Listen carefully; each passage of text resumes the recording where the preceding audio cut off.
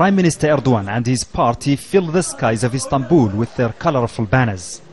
But it's their economic achievements that appear to be winning the hearts and minds of many voters in this country. Take Nizam, for instance, a barber who says Erdogan is not only a great and honest man, but that he's also succeeded in providing his people with necessities of life.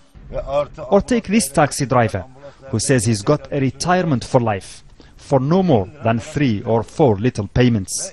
Of course I'll vote for Erdogan, he says.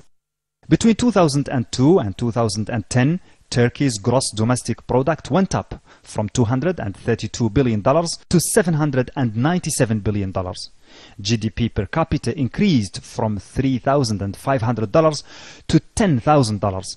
Foreign direct investment went up from $1.1 billion to $9 billion. And Turkey seems to have begun to reverse its brain drain to the West.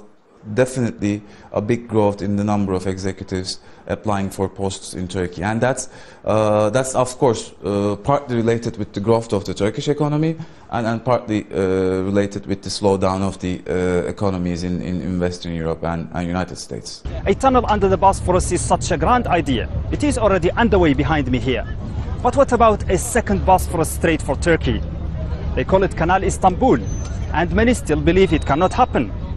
But for a better flow of maritime traffic, Prime Minister Erdogan is seriously considering the digging of a multi-billion-dollar waterway that could dwarf the Suez Canal.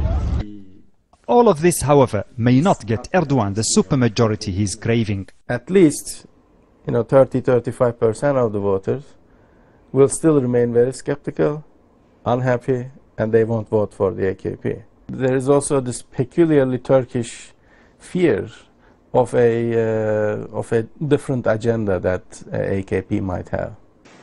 Still, thanks to the economy, Erdogan is expected to sway some of those who used to vote against him on ideological grounds.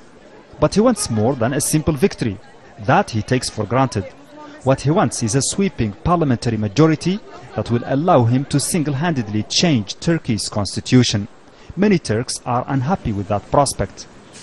Mohamed Vall, Al Jazeera, Istanbul.